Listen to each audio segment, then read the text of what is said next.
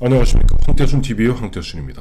오늘 월간조선 배진영 부장 모시고 월간조선 5호로 한번 요렇게 저렇게 해보해 보도록 하겠습니다. 안녕하세요. 안녕하세요. 한 달이 참 빠릅니다. 참 빨라요. 뵙고 간 지가 어제 같은데 그러니까. 그냥 이 호수는 벌써 5호로입니다. 저희가. 그러니까요. 이게. 일각이 여삼추라 하더니 여삼추가 일각이네요. 벌써 오늘 한번 보여주시죠. 예. 이번에 예. 월간조선 5호로 네. 이제 17일, 그러니까 토요일 날 네. 나왔죠? 이번엔 저 16일 나왔습니다. 금요일 날 나왔습니다. 예. 저희가 이제 이번 달에도 뭐 여러 가지 늘 그렇지만 늘 잘 만들었습니다. 그러면 이제 그 자부심의 회사 다닙니다. 예. 그래서 여러 가지 얘기들이 많은데요. 네. 메뉴에 있는 거 간단하게 한번 쭉 훑어보면 예. 얼마 전에 이제 그 민주당 서른 의원이 앞장서 가지고 73명의 의원들 민주화 운동 뭐 유공자들한테 이런저런 그 본인과 이제 후손들에게 혜택을 주는 네.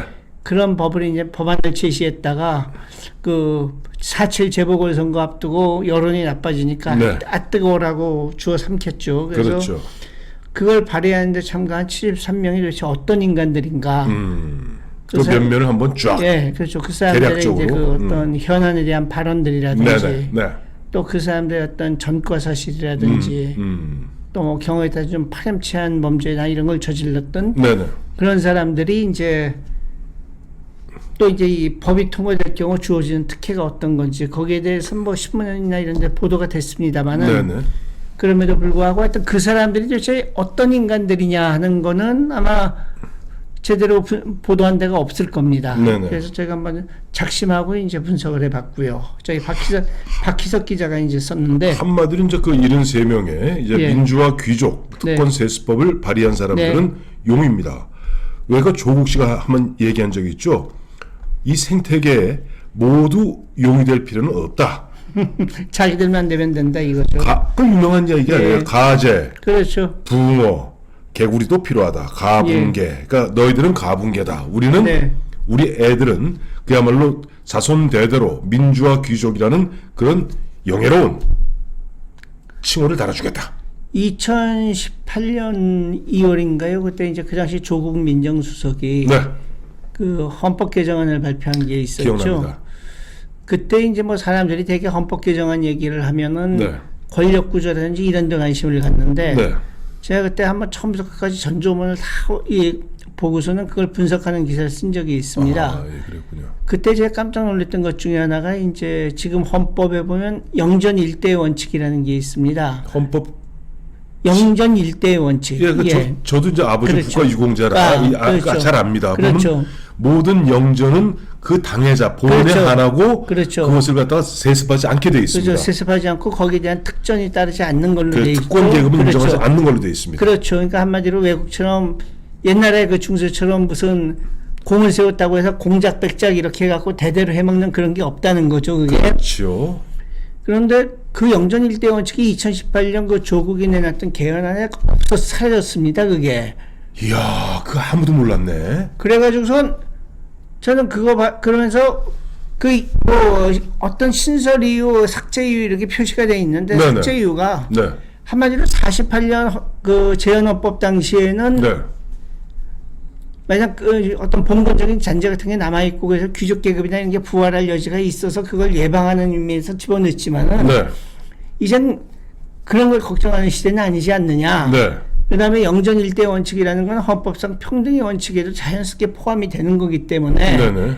그걸 굳이 뭐 존속시킬 필요가 없다 그런 주장이었습니다. 근데 그 당시 헌법에 보면 별의별 얘기가 다 들어갔거든요. 무슨 아동의 권리 보장에 대한 얘기도 있고. 네네.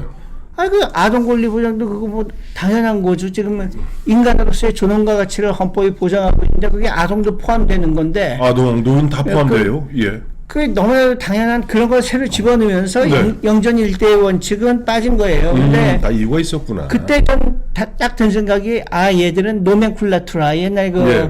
공산주의 국가의 세습 귀족이죠.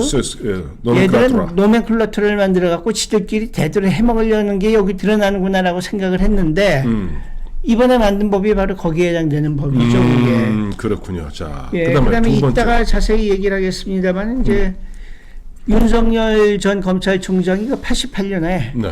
대학원 석사학위 논문을 쓴 게 있습니다. 이 양반이 9년인가 아마 사법고시 공부를 했죠. 그러다 보니 그 사이에 대학원 다녔군요. 되게 이제 그 당시에 보면은 잘 아시겠지만 고시 공부하려는 사람들이 네. 군대 가는 거 미루기 위해서라도 이제 대학원을 많이 갔지 않습니까? 많이 갔죠. 그래서 사실입니다. 예. 그 정만 걸쳐놓고 이제 뭐 사시 공부 열심히 하는 사람도 있고. 네네. 그러다 이제 윤석열 총장은 또 그 부친이 현재 학술원 회원이기도 한 그 윤기준 교수죠. 교수시니까 예, 예. 뭐 대학원 가는 선택이 그렇게 이제 이상한 선택은 아니었을 겁니다. 네네. 그래서 지금 다 얘기를 하죠. 그래서 그 당시에 쓴 논문이 이제 집단 소송에 관한 논문이었습니다. 야, 굉장한 아니 집단 소송 우리나라에도 아직 집단 소송이 아직 본격적으로 도입 안 됐습니다. 아니, 지금 도입됐죠. 이제 도입됐나요? 이제 이번에 각종 그 공정거래법이라든지 이제 많이 들어가 있죠. 이제 제가 착각했습니다. 징벌적 배상제가 아직 도입이 안 됐군요. 그렇죠. 근데 집단 소송제는 도입이 돼 있습니다. 여러 군데 도입돼 있죠. 근데 이제 이게 88년 당시만 해도 상당히 생소한 제도였습니다. 그렇죠. 그러니까 이제 뭐 예컨대 그 요새 가습기 뭐 이런 문제도 있고 네. 그 당시 이제 집단 소송이 됐던 게 이제 망원동 그 수해 그 조영래 변호사가 이제 수행을 했었죠. 그렇죠. 우리나라 뭐 천재 중에 천재는 그렇죠. 조영래 변호사. 예. 그래서 맞으면 같은 피해를 입은 여러 사람들이 이제 소송을 제기를 해가지고 그 중에 이제 대표 소송을 해서 승리를 하면은 나머지 이익을 똑같이 나누어 갖는. 그래서 그 당시에 이제 그 망원동 수재 소송을 조영래 변호사가 수행을 해갖고 승소를 한 게 당시 엄청난 화제였지 않습니까? 네, 그래서 참고로 이제 한마디 드리면 조영래 변호사는 이제 경기고등학교 서울대 법대를 나온 3대 천재라고 그러죠. 김근태 그 당시 손학규, 조영래 세 명이었는데 조영래 변호사는 바로 그 권인숙 현재 의원이죠. 권인숙 양. 부천서 성고문 사건을 갖다 맡았던 그 조영래 변호사입니다. 사실 뭐 인권 변호사라고 얘기하는 사람들이 많지만 진정한 의미에서의 인권 변호사였던 분이고. 인권 변호사 그렇죠. 하나죠. 그렇죠. 문재인은 아니고요. 문재인은 아닙니다. 그러고 그 다음에 지금 뭐 우리 사회가 이 극단적으로 이제 진영 논리가 지배하는 사회가 됐습니다만은 사실 조영래 변호사 같은 분은 소위 우파라고 하는 분들도 굉장히 이제 좋아하는 분들이 많죠. 그 윤석열 총장도 조영래 변호사를 굉장히 존경한다고 그러더라고요. 법대 선배겠죠. 근데 하여튼 그 집단 소송이라고 하는 게 그 당시에 상당히 생소한 제도였는데 외국의 그 집단 소송 그 법제에 대해서 소개를 하면서 그다음에 이제 뭐 법적인 얘기를 해서 길게 얘기 안 하겠습니다만은 이제 소송 진행에 대한 어떤 절차법적인 그 문제들, 그다음에 이제 그 집단 소송 제도의 어떤 장단점. 그리고 이제 거기 있는 제도들이 원고 혹은 피고에 의해서 악용될 우려, 뭐 이런 것들에 대해서 얘기를 했는데, 뭐 전반적으로 보면은 이제 그 당시 20대 후반의 젊은이였던 윤석열이 왜 이런 문제를 갖고 썼겠느냐. 그리고 이제 그거는 기본적으로 어떤 그 사회적 약자에 대한 어떤 그 배려라든지 그런 의식이 있었기 때문에 이제 그런 겁니다. 그리고 지도교수 옛날에 그 은사가 이제 송상현 교수였더라고요. 송상현 교수 하면은 그분이 국제형사재판소 소장하신 그분이죠. 송상현 교수. 그래서 그러면 건성건석 그 흔한 얘기로 저희 대학원 때 보면 건성건석 쓰는 경우 있거든요. 건성건석 쓰는 석사 논문은 아니라 봐야 되겠네요. 그렇죠. 요즘 보면 석사 논문 갖고도 보면 요즘 뭐 공직 임명할 때 보면 걸러지잖아요. 가짜들. 그런 건 아니네요. 그거 제대로 쓴 거네. 그렇죠. 그리고 송상현 교수도 얘기는 이제 기본적으로 뭐 널리 알려진 사실입니다만 윤석열 전 총장이 그 밀턴 프리드만의 선택할 자유를 갖다가 이제 내 인생의 책으로 꼽지 않습니까? 대학 갔을 적에 아버지가 이제 주셔갖고 읽었다. 그 뭐 밀턴 프리드만의 선택할 자유는 아는 분들 다 아시겠습니다만 거의 뭐 자유주의의 현대판 바이블이라고 할 수 있는 책입니다. 그리고 자유주의의 요체라든지 정치, 경제, 사회적인 영역에서 인간의 자유가 얼마나 소중한 것인가 그걸 강조하는 책인데 윤석열 총장은 한편으로는 이제 그 책을 갖다 굉장히 마음에 새기고 있으면서도 다른 한편으로는 이제 사회적 약자에 대한 관심이 있다. 그래서 성향을 따진다고 그러면 이제 한 중도 보수쯤 되지 않겠느냐. 중도 보수는 제가 지금 우리 배우장 말씀 들어보니 중도 보수라기보다는 좀 개량 보수? 예를 들어서 우리가 흔히 하는 얘기 중에서 과거 이제 전통적 자본주의가 그냥 그대로 갔었으면 망했을 텐데 예. 그 독일의 그 유명한 철혈제상 비스마르크가 이제 그렇죠. 그 당시에 보면 사회보장제도를 도입하고 그렇죠. 그래서 어떻게 보면 자본주의의 빈틈을 메꿔 나가지 않습니까? 예. 그래서 더 건강한 네. 자본주의를 만드는데 지금 보면 저 밀턴 프리드만을 갖다가 사숙하면서 예. 그러면서도 보면 그 사회적 약자에 대한 관심의 예. 끈을 놓지 않았다. 예. 그리고 송상윤 교수한테 지도받았다. 예. 근데 저 개인적으로는 뭐 사실 뭐 따뜻한 보수다, 뭐 개혁적 보수다 그런 말 별로 좋아하지는 않습니다. 왜냐하면 네. 저는 보수주의 자체가 이제 개혁적이고 네네. 또 그 안에 어떤 개량적이고 따뜻한 요소가 있다고 믿는 사람이기 때문에 저는 기본적으로 뭐에 수식어 붙이는 거는 저는 별로 안 좋아하는 사람인데 하여튼 논문을 봤을 때 이제 그렇게 볼 수 있겠다. 뭐 그게 사실이 그런지 여부는 이제 나중에 앞으로 좀 더 검증이 필요하겠습니다만은 예. 그 석사학위 논문 아직까지 이제 알려진 바도 없고 예. 그래서 저희가 처음으로 이제 저희 조성호 기자가 이걸 썼고요. 그거 굉장히 중요한 예. 겁니다. 왜냐하니까 우리가 보통 뭐 남녀 할 거 없이 예. 그 윤석열 씨가 88년에 썼다면 대략 윤석열 씨가 28세, 만 예, 28세에 그렇죠. 그러니까 웬만한 그 당시 저희 때 같으면 거의 이제 결혼하고 보통 애 낳을 그 나이거든요. 근데 이 양반은 전 그랬어요. 예. 네, 어쨌든 그 나이에 어쨌든 그때 9년 가까이 그저 고시 공부하면서 나름 보면 거기서 논문을 쓴 거 아니에요. 예. 석사학위 논문 썼으면 나름 이 남자가 한 25세 되면요 자기 철학이 다 있습니다. 예, 그렇죠. 그러니까 그 철학이 반영되었다 보는 거고 네. 앞서 이제 보니까 보수 뭐 따뜻한 보수다, 개량적 보수다 수식어 붙는 거 안 좋아하신다고 그랬는데 그건 제 얘기고. 아니에요. 보수나 자본주의가 기본적으로 아까 제가 그 비스마르크의 예를 들었습니다만 자기 보정 능력, 예, 자기 취 능력 있는 것이 바로 보수와 그럼요. 자본주의입니다. 그럼요. 그 다음 기사는 뭐 근래 그 민노총 내부 문건을 통해 드러난 민노총의 민낯이라고 해서 네. 최우석 기자가 쓴 기사인데 네. 근래 이제 신문에도 보도가 많이 됐습니다. 그 공사 현장이나 이런 데에서 이제 민노총 비위를 거스르면 공사할 수가 없다. 그 다음에 그 대개 건설 현장에서는 민노총 얼마, 네. 또 뭐 한노총 얼마, 뭐 이런 식으로 이렇게 일자리를 배분을 해준다 그러는데 요거는 예. 민노총 내부 문건인데 네. 한마디로 말해서 한노총 몫으로 가는 것도 다 돌려라. 봐줄 수 없다. 다 돌려라. 무조건 우리한테 돌려라. 안 돌리면 깽판 놓고. 예. 그 거기에 대한 얘기입니다. 근데 네. 그동안 보도는 많았습니다만 이제 민노총 내부 문건에서 또 그 사람들끼리 무슨 카톡 주고받고 이런 네네. 거에서 네. 그런 게 드러난다는 거. 네네. 그게 의미가 있고요. 네. 그다음에 돈줄 차단 위기 직면한 서울시의 좌파 생태계. 네. 요건 저희 박희석 기자가 썼는데 네. 저는 이게 쫙 와닿는 게 네. 이번에 이제 오세훈 네. 씨가 4월 8일 취임하지 네. 않았습니까? 사실 그 취임 전에도 보면은 그 당시 김어준 예. 교통방송 문제 놓고 예. 이제 막 드러나고 있잖아요. 그렇죠. 보면 뭐 4년 동안 얼마 23억 그렇죠. 얼마 받았니 하면서 오늘 조금 전에 그때 뉴스에 따르면 감사원에서도 예. 지금 보면 서울시 그다음에 이제 교통방송 네. 등등은 그건 감사 대상이다. 감사지 그럼요. 당연하죠. 당연히 감사 대상이다 나왔는데 그동안 박원순 9년 예. 동안 그야말로 거기서 기생했던. 그러면- 우리 이번에 보니까 뭐 7천억? 5년 동안 그렇다고 7천억? 예. 뭐 근데 이게 단자 작살나게 생겼어요. 그렇죠. 예. 그래서 정말 그 좌파 생태계가 네. 그 7천억을 갖다가 어떻게 빼먹었는지 네. 그거에 대한 기사가 되겠습니다. 그 저희 박기석 기자는 이제 박원순 시장이 살아 있을 적에 예.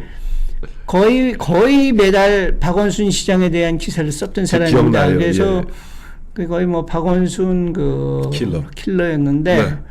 그래서 박원순 시장이 이제 그렇게 세상을 떠난 다음에 이제는 저희 안 쓰려니 하고선 저희들도 그렇게 생각을 하고 있었는데 뭐 또 쓰네요. 그 예전에 우스갯 얘기를 뭐라는 줄 알죠? 뭐라고요? 깐님만 또 깔아갑니다. 뭐 그다음에 저기 네. 뭐 라임 사건 기억하실 아유, 겁니다. 오랜만에 들어보네요. 라임의 몸통이었던 김용홍. 예. 그 사람의 아버지하고 이제 인터뷰를 했는데 네네. 저희 박지연 기자가 예. 전화로다가 네네. 오래전에 한국 국적을 버렸다고 그러네요. 그래서 어느 나라 국적을 취득했는지는 나와 있지가 않은데 네. 한마디로 말해서 이제 수사하는 데 있어 또 하나의 좀 걸림돌이 생긴 거죠. 그렇죠. 예. 그 다음에 좀 전에 말씀드렸던 박희석 기자가 또 쓴 기사인데, 네. 오세훈 시장을 이제 저희가 전에 오세훈 시장이 야인 시절에 그 인터뷰를 했던 게 있습니다. 예. 그 2018년 지방선거 끝난 다음이었던 걸로 기억을 하는데, 네. 그 당시에 인터뷰를 하고서도 많은 부분을 갖다가 이제 쓰지를 못했어요. 네. 오세훈 시장 본인이 이거는 내가 좀 너무 세게 질렀다. 이런 부분은 좀 쓰지 말아달라 해갖고선 예. 아껴둔 분량이 굉장히 많은데, 박희석 기자가 이번에 이제 그걸 떨이했군요. 떨이를 했습니다. 그러면서 떨이하기 전에 무단으로 떨이한 게 아니라 예. 오세훈 시장한테 예. 이거 써도 되겠냐.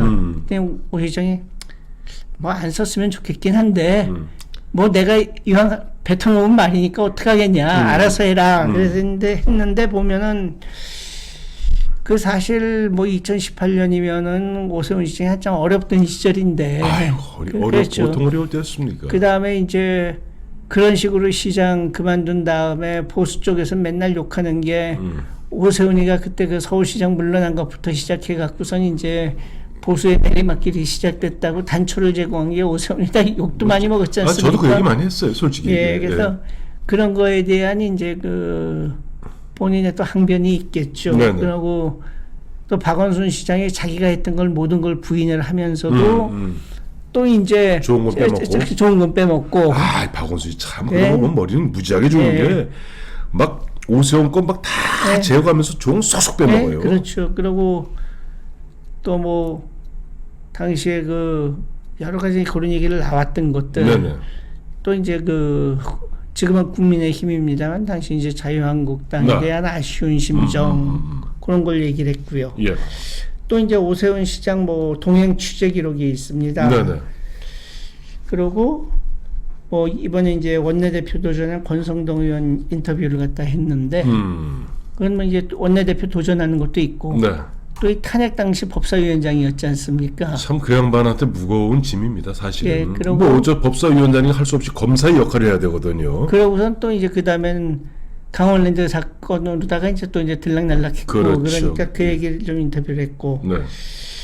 그다음에 지금 또 이제 총리로 지명이 됐죠. 그 김부겸 씨. 네네. 그 김부겸 씨 이제 어떻게 되는 거죠? 그러니까 김부겸- 매형이 되는 거죠. 아니, 큰 처남.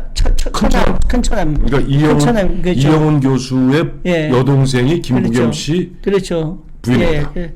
그래서 그 이영훈 전 서울대 교수, 네. 이제 서울대 경제학과 교수로다가 한국경제사연구에 이제 큰 그 업적을 쌓으신 분이고, 네.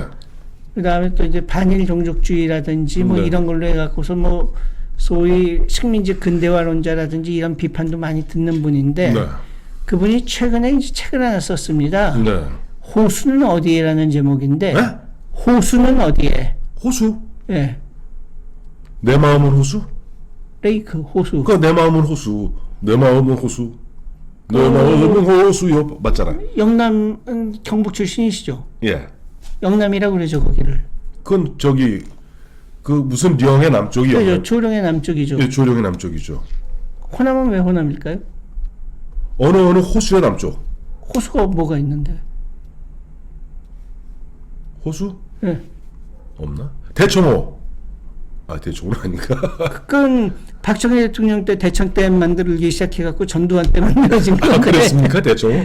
그게 없나요? 호수가? 없죠. 아, 봉만 있고 호수가 없구나. 그러고 충청도를 흔히 이제 호서지방이라고 그러고. 예, 예. 그다음에 경기도하고 충청도를 묶어서 얘기할 때 기호지방이라고 예, 그러죠. 예, 예. 그 호수가 뭐냐 이거죠. 그래서 충청도를 호수라고 할 때는 의림지를 갖고 얘기를 한다는 얘기가 있는데 그러니까 내가 그랬잖아. 봉만 있다고. 근데 호남은 뭐냐인데 벽골제랍니다. 벽골제, 김제. 예. 김제. 예. 근데 우선은 이제 고려 조선시대에 왔을 때 이미 벽골제가 없어진 다음이었고 흔적만 남고. 네네. 근데 조선 사람들은 그 벽골제를 갖다가 11개 군에 걸쳐 있는 어마어마하게 큰 호수라고 상상을 했다는 거예요. 그렇지 않은가요? 그렇지 않은 거죠. 예. 여기는 또 다른 얘기입니다만은 이 요즘 연구 결과에 의하면 그 벽골제는 네.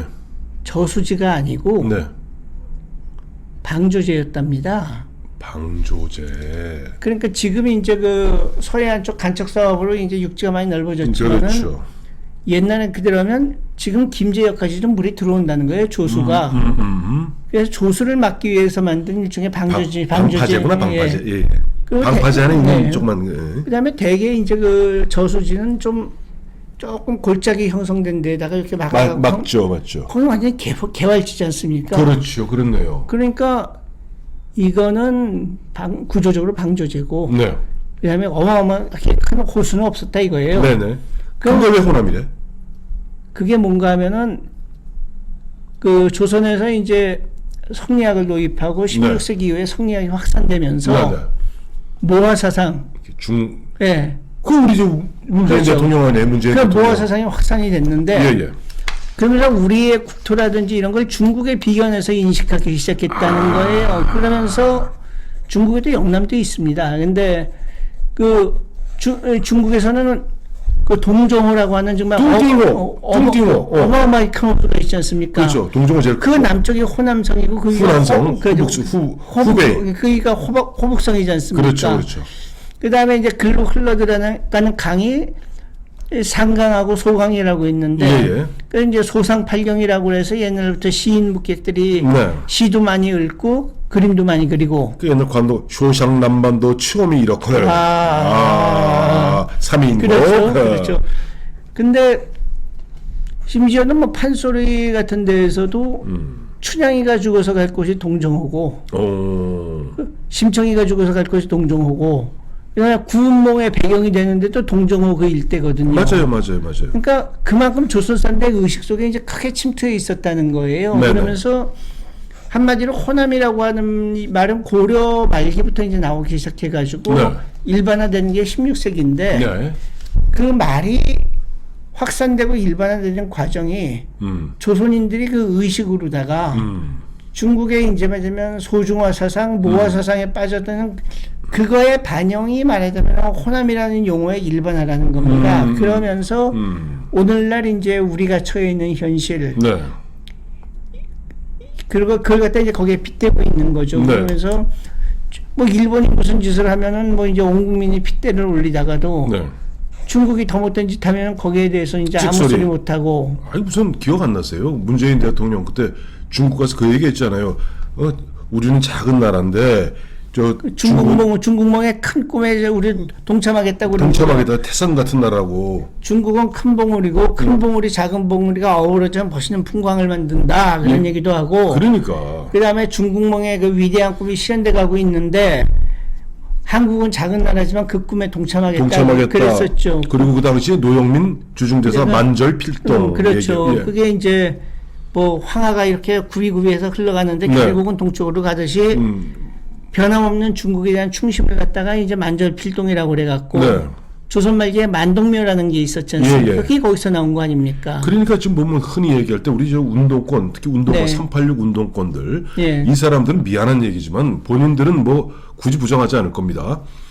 리형이란 사람 한테 세례받지 않았어요. 리형이란 사람이 전형적인 보면 모화 사상가 아닙니까? 모화 사상가고 모택동주의자죠. 모택동 네오 마오이스트거든요. 그 이영훈 교수도 그 얘기를 합니다. 자기도 대학에서 처음 강의 시작했을 적에는 동양경제사라고 그러면서 마오이즘에 기반을 둔 신식민지 반봉건론 그걸 가르쳤었다. 그런 얘기를 하면서 오늘날 이제 말하자면 우리가 이렇게 중국의 경도되고 이러는 게 그 우리 국가의 운명, 민족의 운명에 이제 특히 우리가 누리고 있는 자유와 번영에 치명적인 이제 그 장애가 될 것이다 하는 경고, 그걸 담은 글이고, 그다음에 그거하고 같이 이제 짝지어서 저희가 편집을 했습니다만은 상당히 흥미로운 글이 미국에 있는 그 재미 칼럼니스트 황중근 씨라고 하는 분이 쓴 건데. 살리 후다야르라고 위구르 망명 정부가 있습니다. 위구르, 신장 위구르 할 때 위구르족. 워싱턴에 있는 위구르 망명 정부인데 그 망명 정부의 총리를 인터뷰를 했습니다. 그런데 이 총리가 29살이에요. 중국서 태어나갖고 미국 가서 공부를 해갖고 대학을 나오고 그런 사람인데 금년 1월부터 금년 1월에 트럼프 정부가 끝나기 직전에 네네. 당시 이제 폼페이오 국무장관이 신장 위구르에서 일어나고 있는 중국의 탄압 행태를 갖다가 제노사이드라고 그랬죠. 알고 계시는군요. 예, 알고 있습니다. 그다음에 인종 말살. 네. 그다음에 바이든 정부에서도 이제 계속 중국 신장 위구르 그쪽 사태를 갖다가 제노사이드라고 비판을 하고 있고 EU나 일본도 이제 거기 동참하고 있는데 그 제노사이드라고 하는 주장을 갖다가 이 살리 후다야르라고 하는 사람이 4년 전부터 주장을 하기 시작했습니다. 그러면서 미국 의회나 정부에다가 지금 위구르에서 이렇게 끔찍한 일들이 일어나고 있다. 특히 수용소에서 일어나고 있는데 강제 낙태 그렇죠. 뭐 이런 그러면서 그걸 제노사이드라고 얘기를 하면서 주장을 했는데 처음에는 너무 지나친 얘기 아니냐라고 얘기하던 사람들이 지금 그걸 받아들였다. 그러면서 그 얘기를 하고 있는데 그러고 이제 우리는 이슬람 테러리즘이나 중국은 자꾸 우리를 이슬람 테러리스트로 보고 있는데 그건 관계없다 그런 얘기도 하고 근데 저는 그걸 보면서 야, 이승만하고 비슷하구나 하는 생각이 저도 그 생각했어요. 조금 전에 말씀하셔서 듣고 어떤 당대의 가장 큰 패권 국가라고 할 수 있는 미국을 붙잡고 그 미국을 상대로 이제 정치 선전 홍보를 해가지고 또 외교적인 교섭이나 이런 걸 통해서 끌어내리려고 그러는 그리고 또 목적을 달성하려고 하는 그리고 어떤 무장 투쟁이나 이런 것과는 이제 일정한 거리를 두는 그런 모습이 그 이승만 대통령하고 상당히 비슷하구나 하는 그런 느낌이 들었고요. 더불어민주당의 총선에서 지방선 보궐선거 끝나고 나니까 언론개혁을 못해서 그렇다고 그러면서 이제 언론개혁 들고 나왔지 않습니까? 네, 그렇죠. 그래서 더불어민주당 출신 사람들이 주장하는 언론개혁 법안의 내용들을 갖다 분석한 기사. 또 그게 있습니다. 그래서 한마디로 말해서 이 제대로 된 자유민주 국가에서는 있을 수 없는 그런 법이고요. 그 다음에 저희 월간조선에 좋은 정치 칼럼을 쓰는 이념과 정치라고 하는 걸 연재하고 있는 이강원 씨라고 하는 분이 있습니다. 80년대 운동권 출신인데 이분이 이번에 기사 저에다 준 글은 좌익은 이념 자체가 소시오패스다. 소시오패스, 사이코패스, 소시오패스 할 때 소시오패스. 그렇죠. 그래서 남의 아픔을 모르는 게 소시오패스입니다. 한마디로. 지가 뭘 잘못했는지 모르고. 그렇죠. 그 다음에 이제 남이 알아주지 않으면 왜 그러냐고 자기 혼자서 입 바닥바닥 갈고 이러는 게 그래서 좌익들의 소시오패스적인 행태 그걸 갖다 아주 신랄하게 까고 있는데 아주 읽기 쉽고 재밌습니다. 그리고 저희가 또 발굴한 필자 중에 이제 이문원 씨라고 하는 대중문화 평론가가 있습니다. 이분이 이제 몇 달 전부터 재밌는 글들을 많이 쓰는데 지난달에는 이제 홍콩 영화가 왜 몰락했냐고 했었고 말씀하셨죠. 이번 달에는 한국 영화는 왜 아카데미상에 약할까인데 이번엔 윤여정 씨 같잖아. 아니 한국 영화는 미국 영화죠. 그게. 맞다. 미국 영화다. 맞다. 재미교포가 만든 미국 문화 속에서 만든 거 아닙니까? 맞아. 외국인 영화로 되는 것은 대사 몇 %가 외국어라서 외국어. 그렇죠. 맞아. 한국 영화는 아니네. 근데 이걸 보고서 이렇구나 싶었는데 소위 외국어 영화상이라고 이제 요새 국제 장편 영화상인가 그런다고 그러는데 거기에 출품하는 영화를 갖다가 영화진흥위원회에서 추천을 한답니다. 거기서 심사위원회를 만들어 가지고서 거기서 추천을 하는데 이 작년에 아카데미상 받은 게 뭡니까? 기생충이지 않습니까? 그렇죠. 그 아카데미에서 원하는 영화는 그런 영화라는 거죠. 그러니까 나라는 다르더라도 현대 사회가 안고 있는 문제점들 그리고 솔직히 자본주의의 한계 모순이나 이런 걸 고발하는 영화긴 합니다만은 거기서 갖고 있는 일들이 말하자면 저기 동유럽 같은 데서도 일어날 수 있는 일이고 미국에서도 일어날 수 있는 일이고 영국에서도 일어날 수 있는 일이지 않습니까? 그런 영화를 원하고 그런 영화가 상을 받는다는 거죠. 근데 여태까지 이번에 영화진흥위원회에서 출품작으로 추천을 한 게 뭐였는지 아십니까? 몰라요. 저는 안 읽어봐서 몰라요, 책을. 남산의 부장들이었답니다. 근데 그동안 영화진흥위에 추천했던 것들이 되게 그 남산의 부장들이라든지 뭐 웰컴 투 동막골이라든지 혹은 또 무슨 뭐 사극부류 이런 것들 광해? 그래서 그런 일? 이게 말하자면은 거기에 이미 이념이 그렇죠 그거죠. 어떤 그 그렇죠. 통상 보면 물론 뭐 예술인들이 예. 조금 보면 진보적 연한 예. 좌파 연한 건 전 인정합니다만은 어느 순간 문재인 정부 들어오면서 문재인 정권에서는 철저하게 그런 것까지도 다 보면은 선전선동의 도구로 활용했잖아요. 그런 것도 있죠. 근데 요거는 그냥 문재인 정부뿐이 아니라 역대 정부 보수 정부에서 다 그랬다는 거예요. 그러니까 한마디로 해서 할 말 없네. 그 아카데미상 그 위원회 그쪽 미국 시장에서 먹힐 수 있는 영화가 아니라 네. 우리나라에서 한국을 알리기 위해서 소개하고 싶다고 하는 네. 소비자가 원하는 영화가 아니라 말하자면 제조업자가 원하는 영화를 갖다가 내보낸 셈이죠. 네.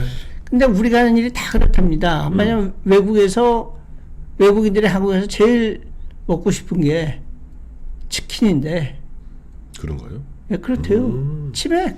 치맥. 근데 한국에서 뭐 한국 음식 세계화한다고 하면서 하는 거는 뭐 김치나 궁중 요리 이런 걸 갖다가 팔려고 그러고 그러니까 한마디로 이 소비 시장보다는 네. 우리의 어떤 국뽕적인 마인드에서 비롯된 그걸 자꾸 강요해서 매번 실패한다 그런 얘기가 있고 네네. 그 홍수환 씨 얘기가 있습니다. 오래간만에. 사전오기. 예, 그래서 옛날 그 남아공에서 뭐 테일러 가는 아놀드 선수가 테일러. 할 때하고 네. 카라스케하고 할 까라스키아. 때 그리고 그 과정에서의 뭐 그 권투 입문한 얘기 이런 얘기를 했는데 네. 뭐 저희 월간조선 팬들이면은 뭐 재밌게 보실 겁니다. 그 아주 재밌는 뒷이야기가 많습니다. 근데 저희 젊은 기자들한테 물어보니까 모르는 사람이 있더라고요. 예, 그래서 그러고 이제 스티븐 김이라고 혹시 기억하시는지 모르겠습니다. 몰라요.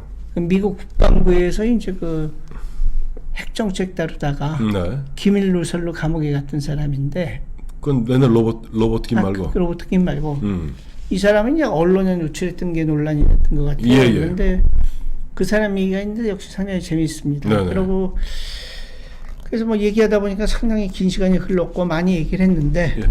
줘보세요. 근데 예. 하나 드릴 말씀이 있어요. 제가 이렇게 매번 예. 우리 배진영 부장하고 이야기하면 참 제가 소홀히 이제 감탄하는 게 하나 있습니다. 물론 이제 배 부장은 전체적으로 다 보면 스크린을 하죠. 이걸 읽은 게 아니라 보통 진행이라고 그러나요? 아니 근데 다 있습니다. 아니, 그러니까 진행이라고. 그러니까 예. 모든 기사가 기자들, 예를 들면 어느 기자가 쓴 건 자기 것밖에, 원래 기자들이 자기 기사, 남의 기사 안 읽습니다.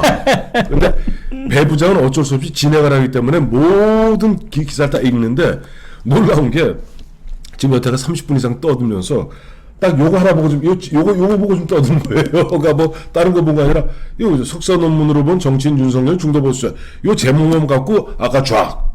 이런 식으로 보면서 내가 항상 감탄하는 게, 야, 참 우리 배 부장 기억력이 천재다. 하는 생각을 하게 됩니다. 근데 뭐 그건 전혀 뭐 사실과 다르고요. 요새는 가끔 이제 사람 이름이 기억이 안 납니다. 그래서 오늘 내가 황 누구하고 방송하기로 했는데 누구였더라 이제 그렇게 되는 거죠 이제. 예, 알겠습니다. 자, 아니, 감사합니다. 하여튼 맨날 이렇게 불러주시고. 이게 아니라 우리 월간조선 늘 말씀드리죠. 월간조선 정말 읽을 거 많습니다. 그리고 이거 사놓고 이렇게 읽다 보면은 심심할 때 이렇게 특히 화장실에서 읽기 참 좋습니다. 진짜로 편안하게. 아니, 여기 뭐 잡지라고 하는 거는 이제 얘기가 다양하니까 읽기 좋고 예. 심심하고 잠 안 올 때 예. 읽기 좋고 그러다 보면 또 적당히 두꺼워서 이렇게 좀 예. 배구도 자고. 그렇죠. 그리고 코로나 때문에 해외여행을 못합니다만은 네. 미국이나 유럽 가시는 분들이 인천공항에서 제일 많이 사가는 책이 이제 또 월간조선이었습니다. 그렇죠. 비행기 타고 가면서 그 시간에 보기 딱 좋고. 딱 9시간 10시간 보기 딱 그렇죠. 좋은 책이죠. 그래요. 자, 보면 예. 월간조선 5로 우리 배진영 부장과 함께 오늘 보면 윤석열부터 나중에 한국 영화 왜 아카데미상에 약할까? 예. 또 옛날 70년, 74년이던가요? 예. 사전 5기의 신화 홍수아는 76년인가 7년인가. 카라스키아 이긴 거는 그 아니, 뒤였죠. 그리고 아놀드 테일러인 게 74년일 예. 겁니다 아마. 그 당시에. 예, 그렇죠. 네, 74년 예. 홍수환 얘기까지 한번 쭉 예.